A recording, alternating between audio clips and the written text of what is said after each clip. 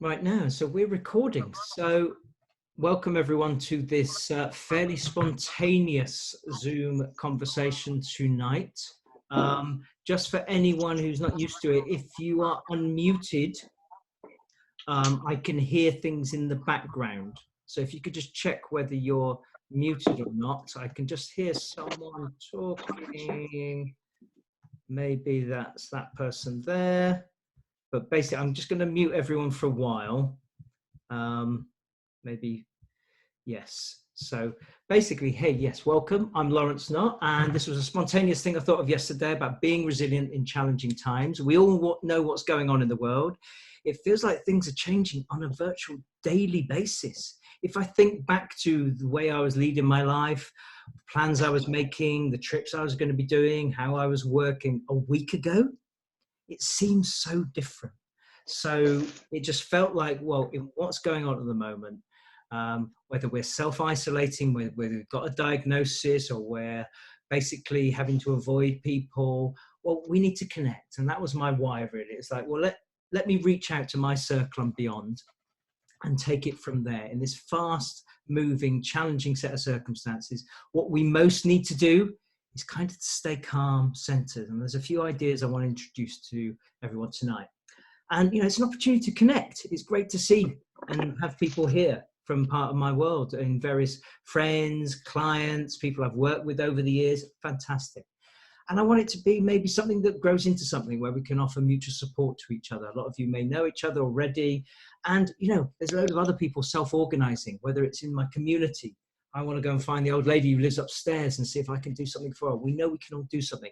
We can also do this online. And ultimately, this is about a conversation. So I don't want to dominate this. I want people to chip in. So I'm just going to do a little bit of a preamble and then kind of throw it open to a bit of a conversation. So the first thing I want to do, right, I'm not going to do the introductions. I want everyone to arrive. So I don't know if you've already been self-isolating today, or been running around public transport. But one of the themes I want to go through tonight is about how we can be more present. So maybe we just take a moment right now to arrive into this present moment.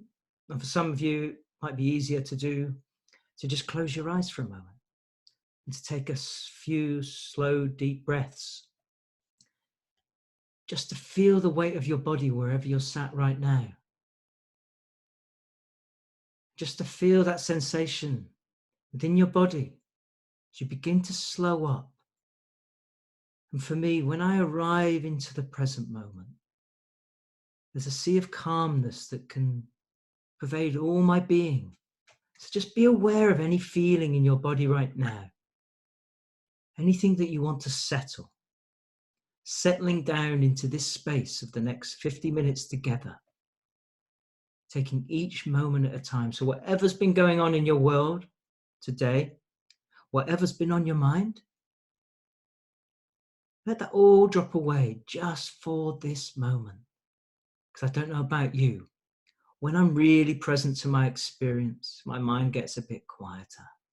And when my mind's quieter, I get greater clarity. And from that place of clarity, I can see things in a different light. So the thing I'd like to think of right now, let it occur to you, what are you most grateful for right now, in this very moment? What are you most grateful for? Take another few slow, deep breaths.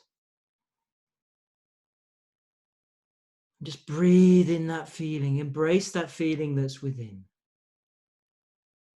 And come back, take that feeling with you towards a more alert, awake, eyes open, ready to have a nice conversation and see where it goes tonight. So I can see a few of you. Some of you might have dropped off, but that's just fine by me.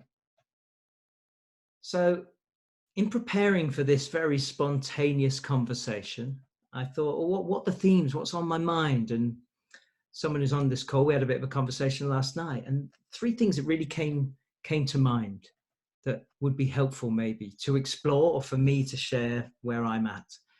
So the first is about how we get used to life being so predictable, and I think we condition ourselves. So when something like this happens, it can kind of throw us. So we get so used to life being predictable. And if you think about how we react when life gives us a jolt, it can be really challenging. Well, this is the ultimate kind of jolt, really. It can feel like the rug's being pulled from beneath us.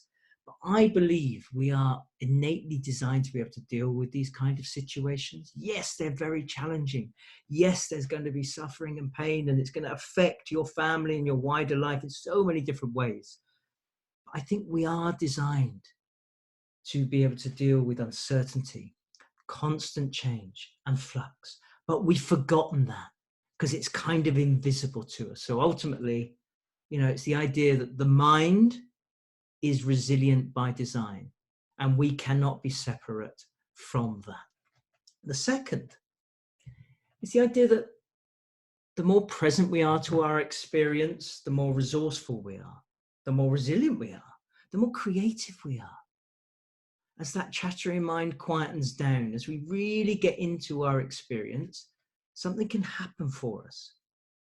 So I don't know about you, but I've been meditating a lot more recently, just really being in my experience. And I experience that expansive space as my thinking, my preoccupations drop away. And I don't know, in just even that arriving visualization and meditation, and within a few seconds, we can enter a completely different state of mind. So I'm talking about the more consciously aware we are of our present experience, and not flying out using the power of thought, worrying about the future and what might happen, all those what ifs. The more we come back to the now, the more we're able to deal with what's on our plate right now, and basically be able to respond. Finally, this one I wasn't sure about, but it's the idea that in any situation, there are opportunities. When I say, I was once on a 3 principles retreat, exploring the nature of the mind, the inside out nature of experience. And one of my insights at the end of the workshop was around, well, every moment is an opportunity. And I didn't fill in the gaps there. It's the idea that every moment is an opportunity for a fresh thought, for new thinking, for a fresh perspective on life. And we use that power of thought, if you like, in so many different ways.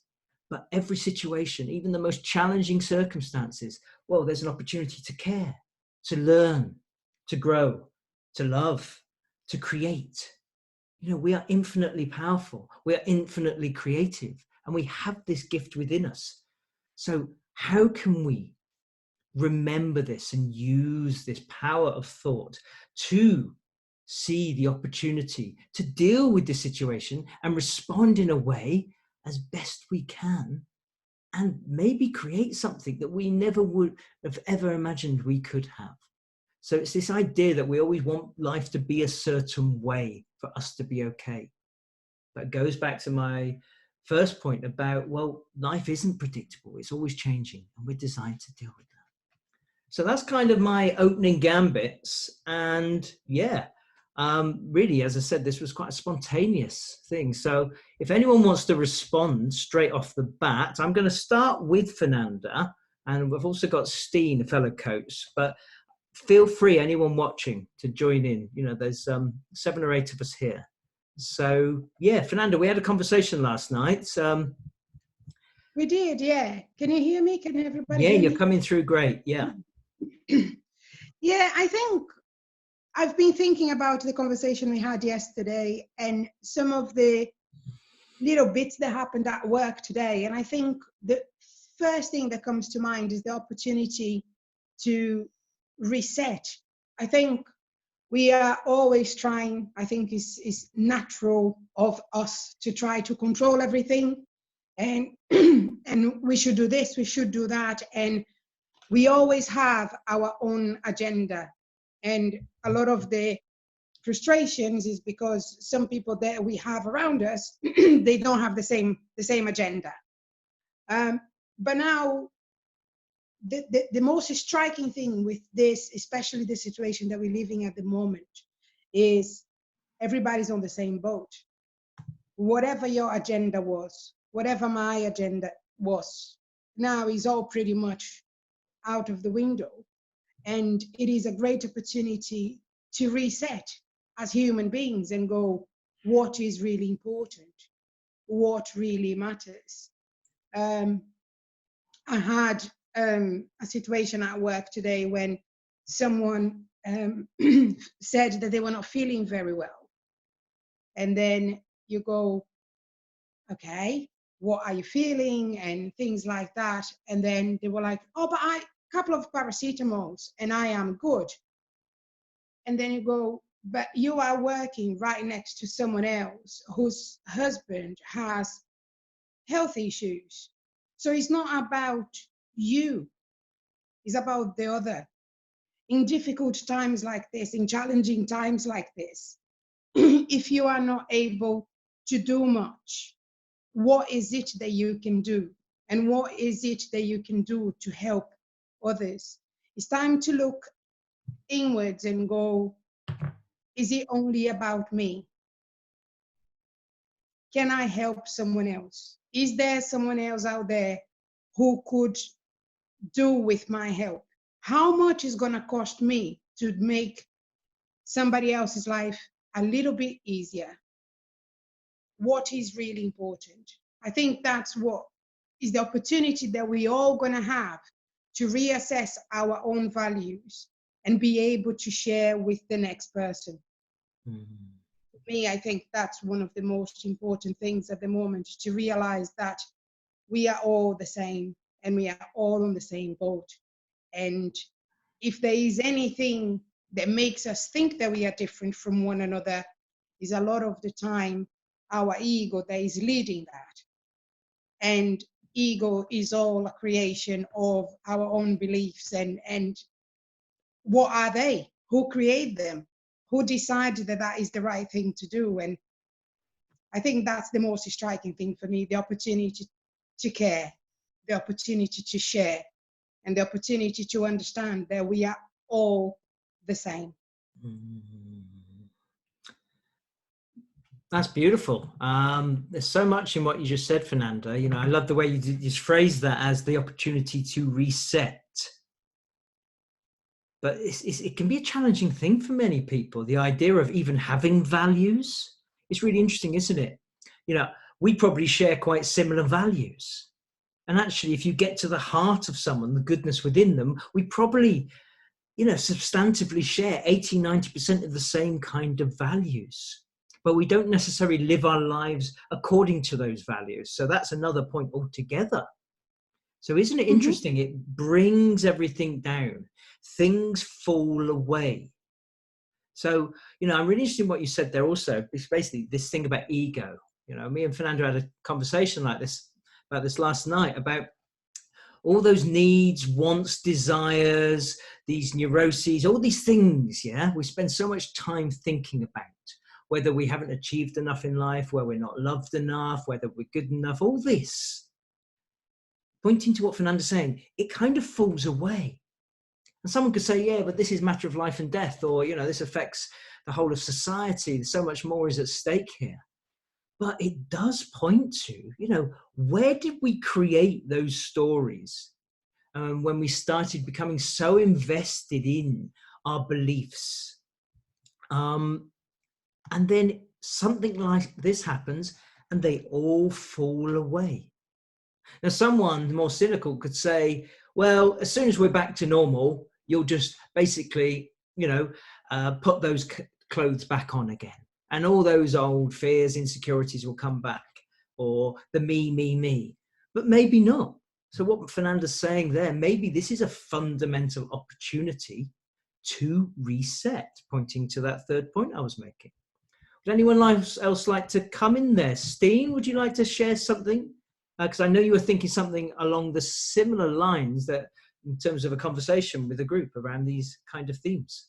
Yeah, sure. First of all, thank you very much for arranging this on the fly. And thank you very much for inviting me here from Europe, Central Europe. Just one thing, you know, in the midst of all this we must not forget that we just had All England badminton tournament, men's single. We got Victor Axelsen, #1 in Birmingham, with a big audience, even and despite the corona. So actually, this reminds me that life just go on. It goes on, and of course, we have all this thoughts, thinking, worries about the corona and how it will influence health, economy, lots of stuff, and still life is. And a special thing which actually occurred to me in this very special circumstance is just a reminder to me that we are all nature. We are part of that nature, and we're not only a part of, we are nature. And it just reminds me so much how much we are all dependent on each other, and we are connected. It just kind of this feeling, this knowing deep down that we all are part of this something much, much, much bigger. To me, it makes me humble, kind of.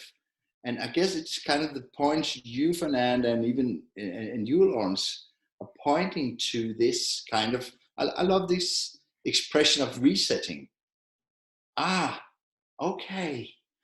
Actually, I guess I forgot all about that. I am nature. We are all connected. We are all depending on each other. And to me, it's a big, big reminder. Big, big reminder. Yeah. I think a point there, just to follow on that, we are all nature. I think that's it, isn't it? If you were to use the example of the coronavirus now and a pack of animals in the wild, if one of them is being attacked, none of the rest of the pack would not walk away. They help each other. In time of desperation, in time of need, no one decides to leave for themselves. They are all there supporting each other. And I think when we were talking about yesterday as well, Laurence, a couple of years ago, I had a very tricky situation in my life where I didn't know what to do. It was very much like catch-22, and I didn't know what to do. I wanted to get out of that situation, but literally I had so much in my mind that I couldn't find my way out. But the universe somehow presents itself, and then before I knew, I had the situation to deal with, and not necessarily the easiest thing to do at the time, but here I am, completely away from that situation, in a much better place, in a completely different state of mind. And it feels, for me, is almost like we as a society, as a human race, we have gone so far away from this connection, to this sense of belonging, that we are part of the same thing, and we are all the same because we are all part of the same thing. And we have gone so far away from this. There's almost like the universe, it's presenting itself to go, hey, you need to come back. It's very different. So yeah, maybe somebody will be cynical enough to say, yeah, but once all of this is over, you're just going to start wearing all of your layers again. But maybe that's what we need to be aware of. This is an amazing opportunity to learn that.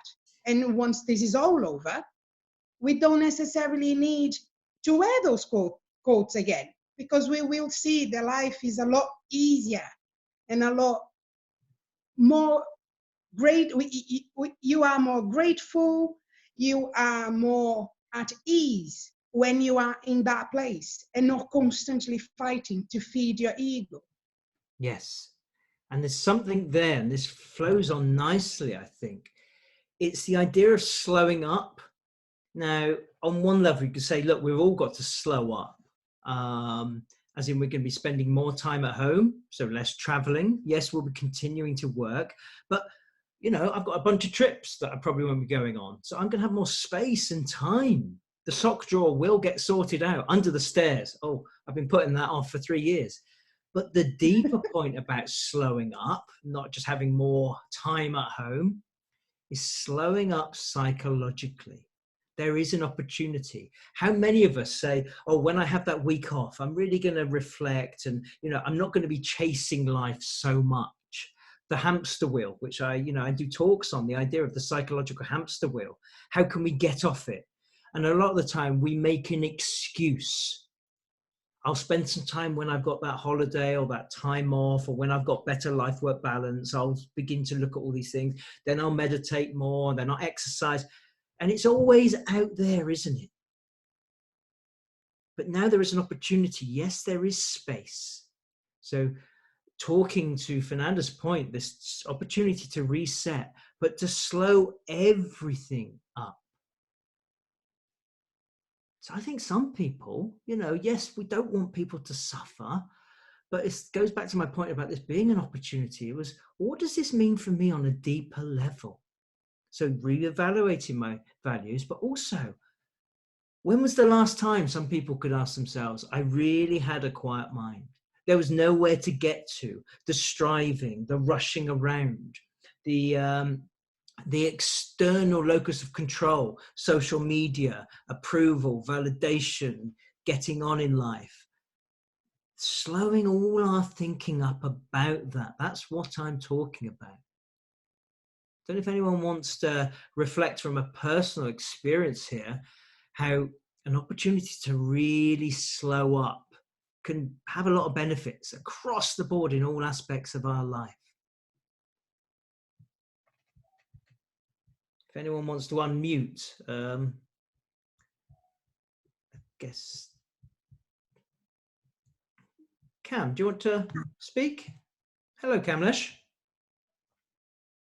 Just need to. There you are. Can you? Hello. Welcome. Hello. Hi. Hello. I just got home from work. I think I've just done my last day on the tube and my last day in an office. Hello, everyone. What that made me just think, Laurence, is because now I'm thinking the things that have been on my to-do list for about 20 years. What if I don't do them now? Right. Yeah. No pressure. The urgency. Got to get them done. Yeah. No, but I do feel the opportunity to to actually have spare hours in the day, and maybe to simple little things like play the guitar a bit more, learn a bit more Spanish, blah blah blah. Last night, I mean, this was partly for immune strength reasons. I don't know if you probably all know Wim Hof. Yep. So you know he has breathing and cold water system that's specifically designed to boost your immune system and help you swim in ice water if you want to. But it seems like, wow, now is the perfect time to actually bother doing that breathing that I know I want to do. It makes me feel amazing. I also love timing how long I can hold my breath. I don't know why. I just really enjoy that whole through doing it. Once I held my breath for 3.5 minutes, and I just thought, you know, it just feels amazing. It's one of my highlights of last year, was holding my breath for 3.5 minutes. So I figured this year I'm going to get to 5 minutes, have ice showers, and have a stronger immune system. And also encourage other people to do the same, but from a place of, hey, this is what I'm doing. A bit like, I don't know, Laurence, when I saw you were doing this, it's like I'm taking action. Through doing things differently, also being in a position, and also as a therapist, to kind of embody that we can do things differently. Yes. Now, there's something about what you said there, Kamlesh. It's the idea that, you know, we don't necessarily need the resources to do these things. The things that are good for us, that we often, I don't know, I'm generalizing for the population, we basically buy our well-being in somehow. But really, you're talking about embodiment in terms of breathing, self-care. It's all free. It's all coming from within. And it talks to that point of that reset opportunity. It's like, wow, so when I really slow up, I know these things are good for my immune system, my overall well-being. I'm thinking that, imagine if there were food shortages. It's that thing about when we were in rations in the war, everyone was really healthy in terms of, BMI straight after the war. It's the idea that if we're not rushing around so much, let's assume food shortages don't take effect. Well, we've got more time. I don't know why everyone's loaded up on spam and, tinned food. There's still going to be vegetables. So let's do some slow cooking. It's that point about slowing up. We have got so accustomed to life being a convenience culture. Now, I'm not going to get sort of political about that, but it goes to my point about life being predictable or life being purchasable, or we can just get anything we want. But really, I don't know, I'd be interested in your view here, Cam. Basically, it's this mass hypnosis. It's like, oh, where's my free will here? Or am I just on autopilot? And this is a big thing for me, that this group I was going to start in 6 weeks' time. This is about living more consciously, more awake. It's kind of a matter of fact of that we need to wake the fuck up kind of thing, both on an individual level, community level, nation level, on a world level. That seems to be the opportunity here. Welcome any views here, but waking up to what's going on, not living on autopilot and then generalizing that to the world. Could that be actually the opportunity? I think just like the items that are, again, generalizing and slightly joking about it, but the items that have been bought in the supermarket, like spam and tinned food, is a reaction of the autopilot. Because if you are in desperation and you need to get something that is easy, nobody would think about, oh, but I can cook from scratch. I can bake, I can make bread, I can do a slow cook full of vegetables. Or it's automatically, right, what's the easiest? I need to get here as soon as possible. And I think that's reflection of where we are. We don't think, because it's cheaper actually to buy flour and eggs to make pasta than to actually, not that everybody likes cooking and everybody's going to do that or have the entire day to do it, but I think, yeah, it's one of the reflections of the autopilot. You don't really think, you just react. The bulk buying is exactly what's going on, I think. Yeah, so there's that reactivity, isn't there? So, yeah. I wasn't planning to say much about that, how people, I don't know, the herd mentality, reacting from fear, and basically, in this social media age, and we end up feeding off all of this, and it just speeds up our thinking, and we can work ourselves up more and more and more. Well, if anyone's watching this at a later date, it's an opportunity to slow up. So that whole thing that, I'm feeling this fear, well, I better do something about it. Well, that's fundamental. A number of you here, share the same sort of understanding of how the mind works and where this fear comes from.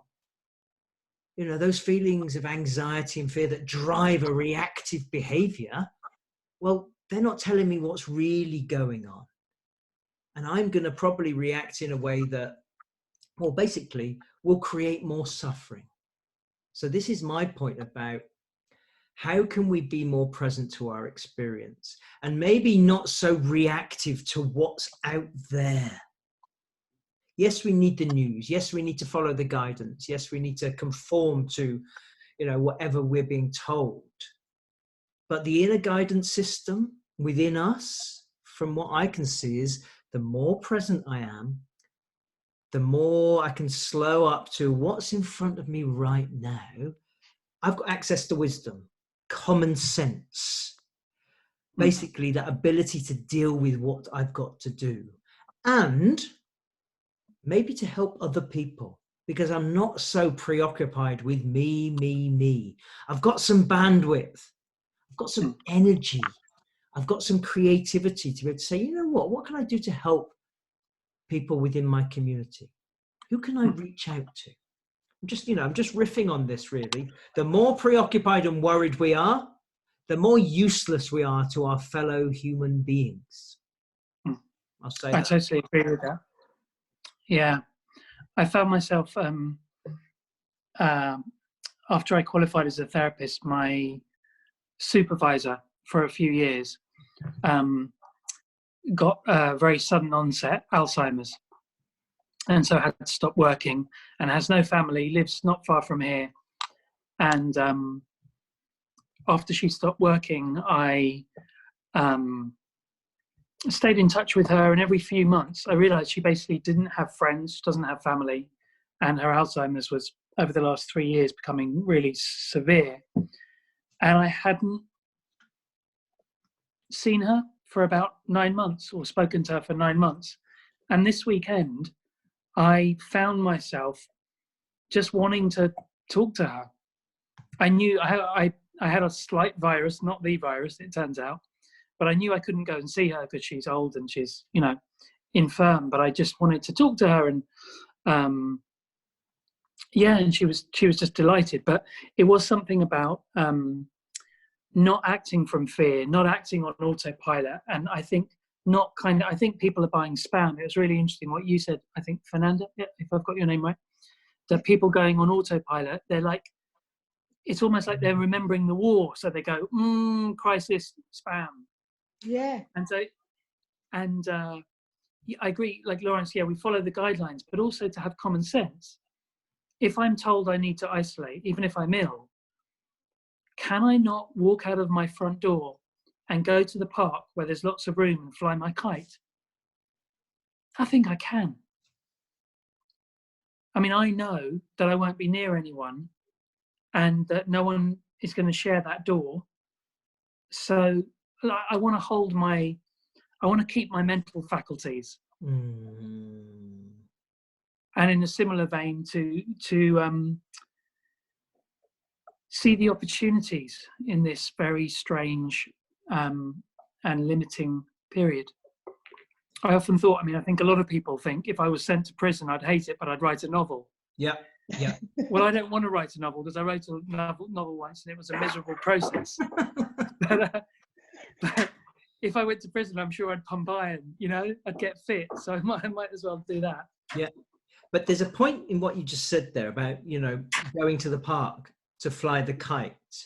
I think there's this thing that we can become passive. Whether it's this kind of, well, they tell us how to do this and I've got to do that. It's like we switch off our brain again. It goes back to that reactivity. It's like, hang on. It's this thing about common sense, isn't it? It's like, I have more resources than I acknowledge. Yes, I've got to do something different. This is the point about resilience and actually having control over our well-being. So this point here about, well, what can I do? And this is really relevant for people. I know someone close to me, they are self-isolating for the next few weeks. Now, are they going to have any visitors? No. Are they? Obviously, they're going to connect with people, but it's like, well, what can I do to maintain my well-being? Because this is very disruptive. We've all gone through a period of the flu and all that stuff, but basically, it's like, there's so many different ways we can maintain our psychological, spiritual, physical well-being. And we're seeing examples of that all over the world, aren't we? Whether it's someone doing a Keep Fit class from a roof and everyone's, but I guess I get worried for people who don't have that resourcefulness within them. Who do maybe, if you think about it from a coaching point of view, often we can put people in a category of, are they a victim of life? Or do they realize they have that executive power and control to influence how their life will be? Well, if you are low down the ladder towards the victim end, I have concerns for you. But maybe we can turn this into an opportunity to say, actually, this is ultimately where you can see you do not have to be a victim of life. It's not about them. Life isn't happening to you. It's coming through you. Steen, have you got something to say on that? Because I know, you like to empower people. I'm actually listening very, very carefully, and to Cam. Hello, Cam. Nice to see you. Hi, Steve. What kind of camera do you have? You're so clear there. It's just your Mac or your? No, it's my iPhone. It's my iPhone. It's your iPhone. It's so clear here in Copenhagen. Okay. I think also I have a desk light quite close to me. I see. Okay, it's very nice. And he's devilishly handsome. So I'll put those three things together. Exactly. Yeah. Exactly. I had to dim the light here, you know. Okay, we need to do some tricks, you know, from time to time. No, actually, I really love your conversation here about sharing and how to reach out, how to help. Are you a victim or you are a warrior of life, or how do you pronounce it, Laurence? But I would like to go back to actually what you addressed, Laurence. This is a time to slow down, to reflect, and to me and a lot of the people around me, actually, we take the time to kind of be aware of old patterns. So here, I used to have enough in my fridge. I used to have enough of toilet paper, and I found lots of people here in the community. When I was there only yesterday, the day before yesterday, I guess, there was no bread and there was no toilet paper. It was gone, totally. People went berserk after the Prime Minister, in a talk 10 o'clock in the evening, said, you don't have to now to run out and buy, and she addressed bread and toilet paper, and people went for bread and toilet paper. Don't think about a pink elephant. Don't think about a pink elephant. Isn't it interesting? You're just hypnotized some way.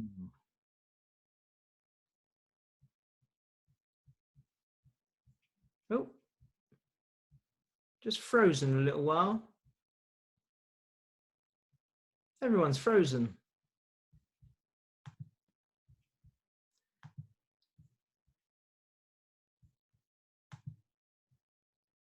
I